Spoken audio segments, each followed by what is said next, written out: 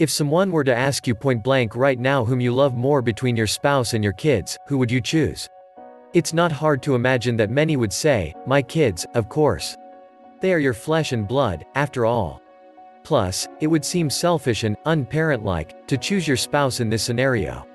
However, if you want to show your children you love them, studies suggest you should love your spouse more.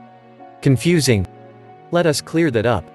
Research has found that children whose parents frequently fight blame themselves for the conflict at home, which results to poor school performance.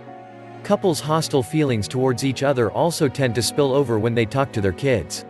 On the other hand, teenagers said they were happiest when their mothers were happy with their partners and/or romantic relationships, the results of a 2014 survey on 40,000 households in the United Kingdom show, according to Time. Thus, if you're a husband who want to do your children good, the best thing you can do is to love your wife. However, because a parent's love for her child is more natural, the child often becomes the center of a couple's relationship, and eventually the only reason for it. In the last 25 years, therapists have seen a marked increase in the rate of marriages breaking down among couples in their 50s and up. When their grown children leave the house to pursue a degree and get on with their lives, husband and wife realize they have nothing in common anymore.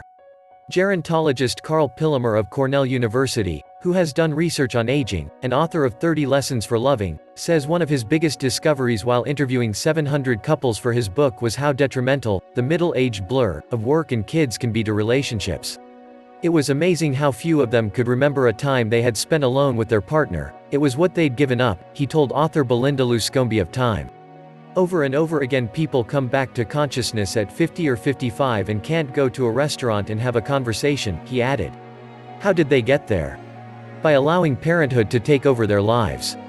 That said, Luscombe reminds couples to remember that the kids are not the reason you got together.